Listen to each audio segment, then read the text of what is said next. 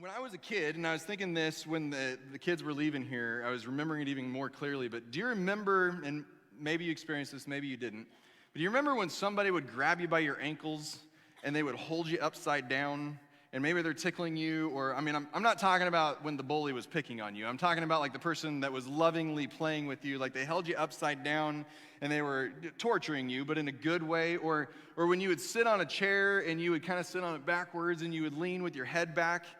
Do you remember what the world looked like when all that happened? If you don't, because maybe you can't remember back that far, or you just didn't experience that, I'm going to answer it for you. It all looked upside down. That's the easy answer. It wasn't a trick question. Everything looked upside down. As you were held upside down, or as you were sitting in the chair upside down, everything you saw, you would look at the words on the back wall, and they would be upside down. You would look at your mother or your father, whoever, and they would be upside down. And as a kid, you're like, your feet are on the ceiling, whatever, how are you walking that way? And you'd start asking these silly questions because everything just looked different. And as we've been taking the past several weeks and we've been looking into this thing that we call the Sermon on the Mount, that's really what we're beginning to discover, hopefully, is that so much of what Jesus taught was about flipping everything that we thought we understood upside down. The kid who is sitting there and who is talking about how nothing makes sense, it's all upside down. When you turn them right side up, all of a sudden the world comes back into focus and it all makes sense again. Jesus has been talking, he's been teaching, he's been showing people what it means to actually live in this world in the way that this world was intended to be lived in. He said those crazy things that we looked at, like, blessed are the broken, the poor in spirit, for theirs is the kingdom of God, not those who have everything together. Blessed are those who mourn, for they will inherit the earth. And this morning, we look on and we continue on and we see that he then comes out and he says, blessed are the humble, and blessed are the pure in heart. We live in a culture that is all about promote yourself.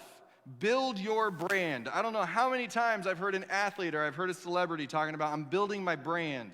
I can't do that because that doesn't go with the brand that my promoter, that my marketer, Wyatt over here, the young whippersnapper who was over here playing. Yes, I just use an old person word.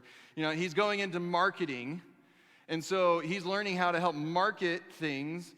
Well, so many people are like, I need you to market me. I need you to make me look good. And we see that, and that's what the world's telling us all the time. And then Jesus comes out here, and he says something totally different of, hey, this isn't about marketing yourself. In fact, actually, blessed are the humble. One of my least favorite things about live streaming, about having all this recorded and out there on the internet, it's not, I've shared with you that it's more difficult because I have to think about, like, okay, how's this going to be interpreted by somebody who's listening on the West Coast, because their brains think differently than our brains, and the people out in Kansas, they think differently, in Wyoming. I have to think through those kinds of things. But really, one of the other big things that I hate about this is that I can go back on Sunday morning when I wake up and look at the last 2 to 3 weeks of live streams and remember what I wore on those Sunday mornings so that I can make sure that I don't wear it again this morning, because I don't want somebody to go back, and I don't want all of you to be sitting there going like, I think he only owns one shirt. Like, I'm not sure he even washes that thing. I think he just uses the same thing every single week. And it starts playing through my head of, man, what are people gonna think if I only wear the same? They're gonna think the jeans are actually ripped and that I didn't buy them that way. And then again, maybe y'all would start buying me jeans. I don't know. I don't know how all that would work out. I prefer gift cards, just saying. But those things, they go through my head, which are not humble thoughts. Those are thoughts of, what are people going to think of me? I want them to think good things about me.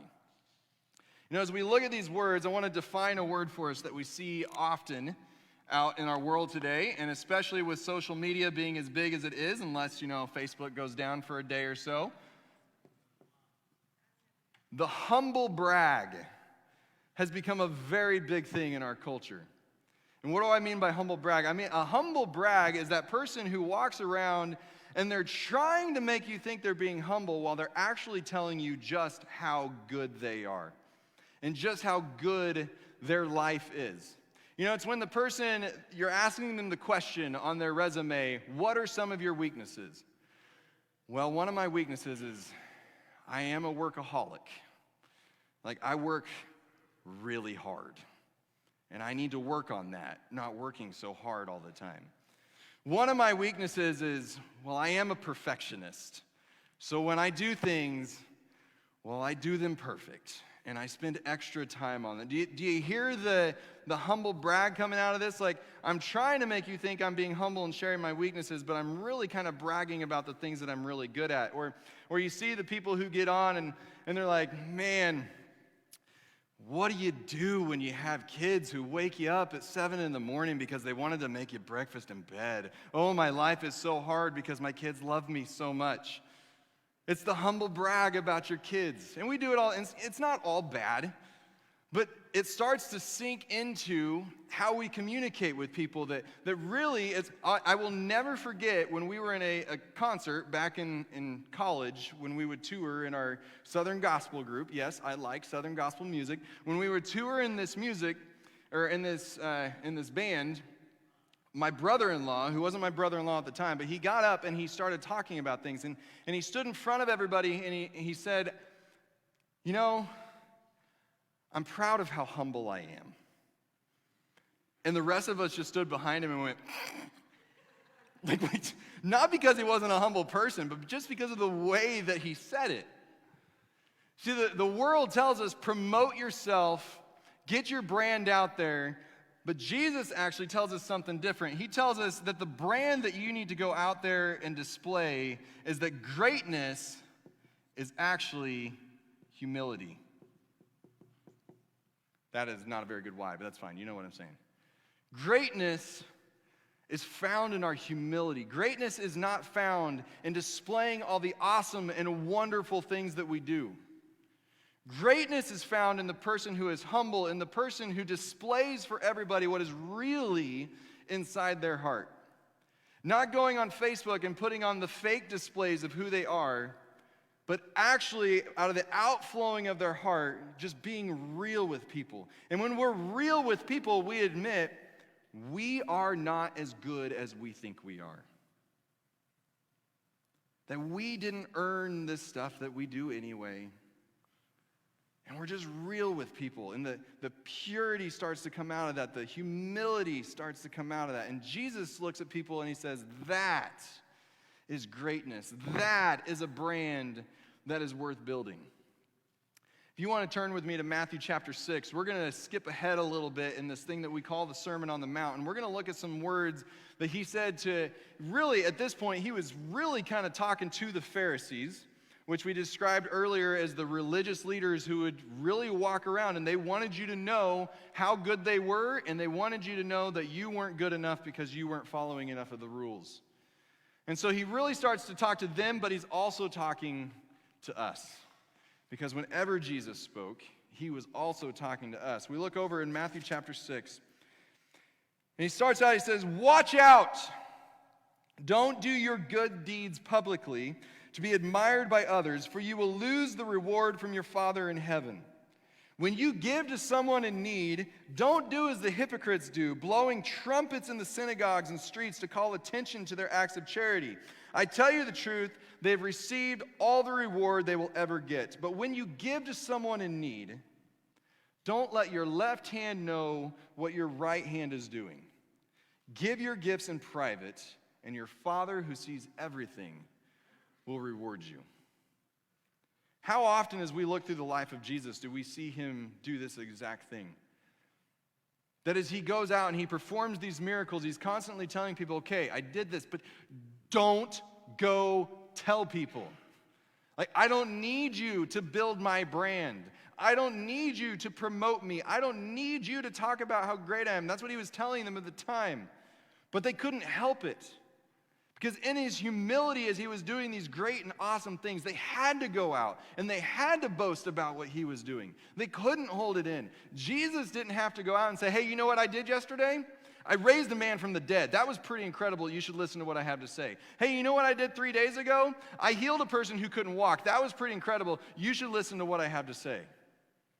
The person who did the most amazing things that we've ever seen was the guy who went around and tried to do these things in secret. It just didn't work because they were too incredible. Let your good deeds speak for themselves. You don't have to go around telling everybody about the good deeds that you've done. And he continues on, he says, when you pray, and I know that every person tries to use this one as no, I shouldn't pray in public because listen to what Jesus said there. It's not really your cop-out, but if you want to use it on me, I'll take it.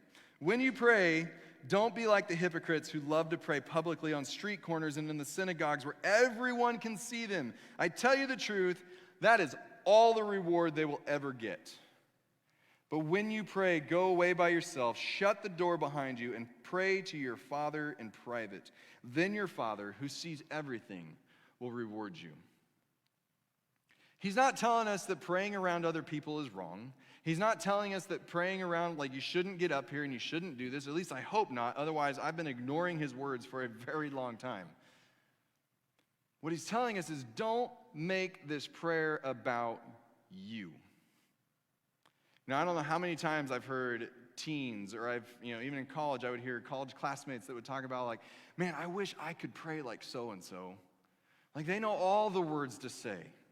They know all the names of Jesus, and they like name drop all of them while they're going through. And I tell these students, and I've told these people for years and years, you don't need to pray like other people. You pray out of your heart. When the time comes that you start saying all of those things so that everybody around you can think, wow, what a spiritual person they are. They are so in tune with what Jesus wants out of them. The second you start to do that, you start to ignore who it is that we're praying to in the first place. And instead you're saying, hey, Jesus, I really want everybody to look at me right now. So I'm going to use a bunch of flowery words. If those flowery words, if those names, if that's what's flowing out of your heart and that's the pureness coming out of your heart, then by all means do it. I am not tearing down people that pray in that way. I'm telling you, don't do it just so people will look at you. In verse 19, he says, don't store up treasures here on earth where moths eat them and rust destroys them and where thieves break in and steal, but store your treasures in heaven where moths and rust cannot destroy and thieves do not break in and steal. Wherever your treasure is, there the desires of your heart will be.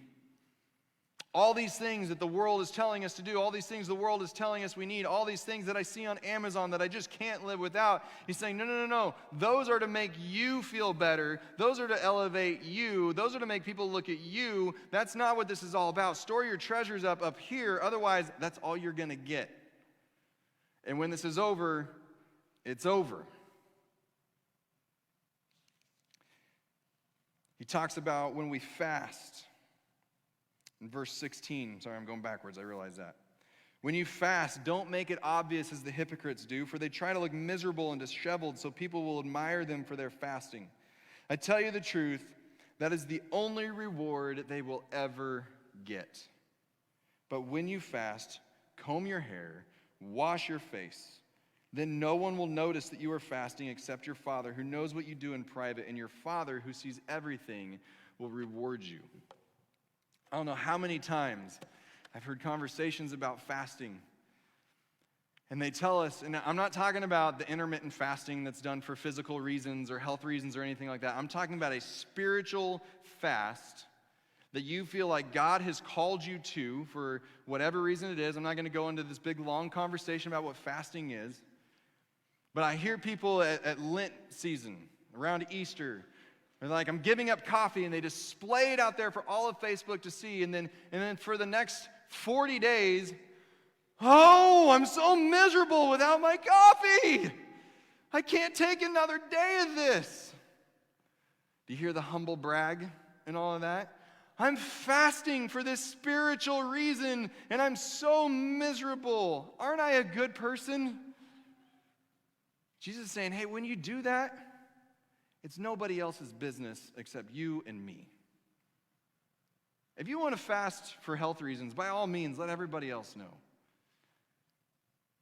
But if you're fasting because you feel like it's something God has called you to do so that your relationship with Him can go deeper, don't brag about it to everybody else around you, even if you're trying to brag about it humbly.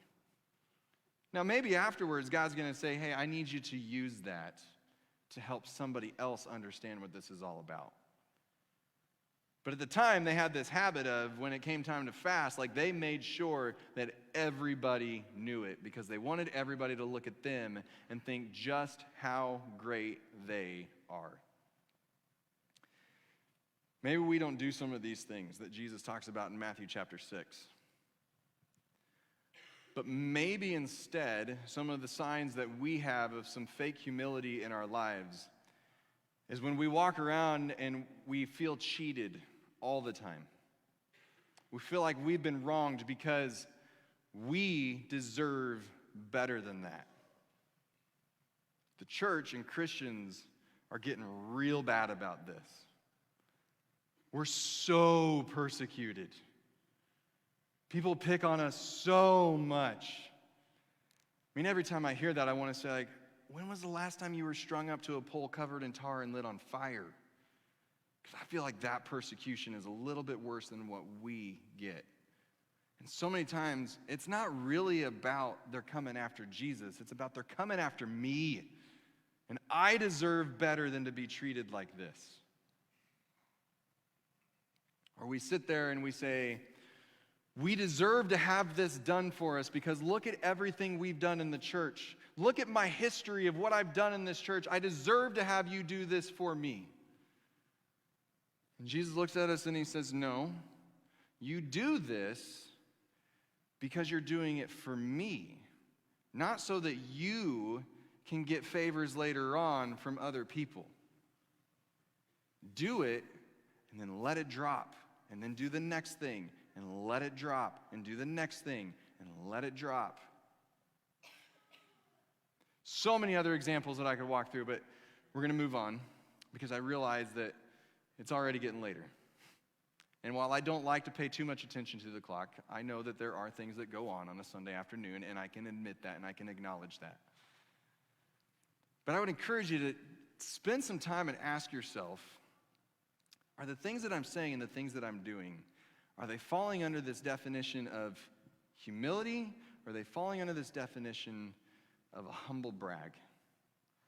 Of I'm really saying, please look at me, don't worry about looking at everybody else. In Matthew chapter 23, Jesus actually tells the Pharisees at one point, he tells the people following him that the exalted will be humbled, and the humbled will be exalted. And then he looks at the Pharisees and he says, woe to you who are whitewashed tombs. On the outside, you look amazing, but on the inside, this is my translation, on the inside, you're garbage. Not I look at you and I see garbage, but on the inside, you are so far away from the things that you say and the things that you show. You are nothing like the outside. See, that's what the Pharisees that he was talking to, that's what the people of the day that he was talking to, that's what they were looking at, is it's all about these outward things that you do. Religion is about following rules. Religion is about making sure that you don't work on the Sabbath. Religion is about making sure that your tassels are a certain length. Religion is about not wearing makeup and covering up your face and all of these other things. Religion is this, religion is that, religion is that. The church has adopted a lot of that mentality, and Jesus comes along to say, no.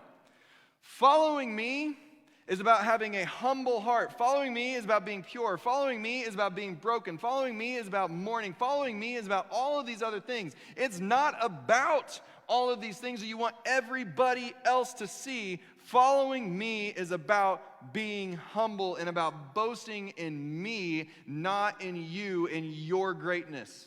Because on your own, and I know we don't like to hear this in our culture, but on your own, you are not great. On my own, I am not great. But it is through His power that great things can be done through people who aren't great. So We have no right to brag on ourselves in the first place. Paul at one point told people that if I boast, I will boast in the cross of Jesus Christ. If you read through his words, you see that he comes along to different times where he's like, hey, this is the stuff that I've endured, but I don't like talking about that stuff. Like, people almost had to draw that out of him. He's like, no, what I want to talk about? I want to talk about how awesome Jesus is. I want to talk about all those things that we sang about in our songs earlier today. I want to talk about those things. I want to boast in those things. I want to boast in what he did. I don't want to boast in what I did. How much of our time is spent boasting about what we do? I would even ask you, as people ask you, hey, what's Monroe City Church of God like? Where do you usually start? You don't actually have to answer that part. But where do you usually start with that? Do you start by talking about Jesus? And about how that's what we're about here and that's what we're like here? Or do we start by, we really like the music? Do we start by, I really liked it when we wrote on the walls, or maybe I really didn't like when we wrote on the walls? I've heard people make comments about how, I've been telling people that we have this new young pastor, and usually my question is, well, what's going to happen when I'm not new and young anymore? Because the day's coming. 20 years down the road, but the day's coming. What are we about here? My hope and my prayer is that when people ask you about this church and this congregation, you don't start with me. You don't start with our worship team. You don't start with whether or not we have the temperature right. You start by talking about how much we love Jesus and how much we want to talk about him, which means we have to practice really talking about Jesus and boasting about Jesus.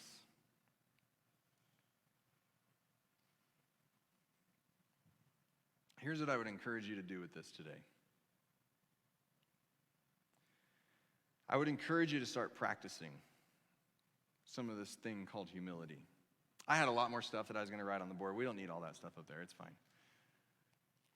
Because I want to make sure that you hear this part. I don't want you to sit there and think, man, we're already going longer than we usually have. Is he going to wrap it up? I want to make sure that you hear this part. That we need to practice being humble. It's not just going to happen overnight. We need to actually take time and to think about it and to do things where we put it into practice. Things like, what about giving sacrificially with no strings attached? There's no giving with I'm giving you this so that you'll do this for me later. Or I'm giving to the church so that when I need the church to do this, they'll do this. Or I'm serving here so that someday you'll serve me. No, I'm just giving sacrificially and anonymously. Like, I don't even need you to know that I did it. I did it because I was called to do it, because I felt like Jesus was talking to me and telling me to do it. The Spirit was telling me this is what I needed to do. And that's all that matters. Doesn't matter if you ever do anything for me ever again. We give sacrificially and we give anonymously. Sorry, I just totally blanked on the other things that I was going to tell you there. What if we practice confessing our sin and our brokenness instead of practicing putting on the fake facade for everybody else to see? And I don't mean that I need you at the end of this to come up here and say, okay, everybody, I need to tell you all the different ways that I've messed up this week. I need to tell everybody in here all of the different sins that I've done, all the lustful thoughts that I've had. I need to tell, honestly, that could get a little bit awkward in here, and we don't need to do that. But what if you practiced, maybe with a small group of accountability people, or you practiced by talking to your Savior and you said, I'm not everything that I've told people that I am. I don't want to just hope that someday I get to live the life that I tell everybody that I live on Facebook. I actually want to live that kind of a life. What if we practice that? What if we practice being more concerned with how I treat others than with how they treat me? When they cut you off when you're driving down the road, what if instead of sitting there going, I can't believe they cut me off, we sit there and we think, I wonder what I could do for them. And the answer is probably not going to be catch up, cut them back off, and give them the bird on your way by. But what can I do for them? Most likely it's going to be all you can do for them is pray for them. And not pray like, God, I really hope that you teach them what they did wrong. But genuinely pray for them. I cut people off. You cut people off. What if we stop worrying just how people treat us all the time? We start spending more of our time thinking about how we treat other people. When I'm watching sports, sometimes I need to remind myself, it's not about how the ref treated my team. It might be more about how I treat the ref as a part of that. And what if we spend more of our time boasting about Jesus than about our own accomplishments? What if we practice that? What if at the end of your day, talk to the people in your home about how your day went, but what if you started that conversation with, hey, this is what Jesus did today? What a place to practice. I'm not saying it has to be your whole conversation, but what if that's where the conversation started? How much more would we be able to live this humble life that we're called to? And the truth is, there are rewards to living that life. One of the rewards is the freedom from not having to put on this fake show all the time. You know, there's been a lot of complaints over the last 18 months about wearing masks. But for most of us, we've been wearing a mask for our entire life. It's just now it's made out of cloth. What if we spent less time worrying about that mask and more time worrying about the mask that we put on so that everybody sees somebody different as to who we really are? There's a reward in that kind of freedom. There is a reward in the idea that if you don't ever get on the pedestal, it turns out you can't fall off the pedestal. And you don't become that person, that politician, that celebrity that everybody talks about how they failed because they had elevated themselves for so long and now we found out that they have flaws. But instead you've just been real with people from the very beginning. I've got flaws, but I've got a pretty awesome Jesus. Those are some pretty big rewards in my book. Blessed are the humble. Blessed are the pure in heart. Blessed are the humble. Blessed are the pure in heart. Would you pray with me this morning? God, we thank you as I think through that what we look at and we talk about as that first miracle that you performed when you turned water into wine at a wedding feast. I think through the conversation that you had with your mother where you were sitting there and you were telling her, it's not my time. And I believe that at least part of that is you didn't want people to just look at you. You were the one that we all should have looked at, that everyone should have looked at, and hopefully we do now. But at the time, you're like, I don't want everyone to just look at me. It's not my time. I don't need people to think I'm great.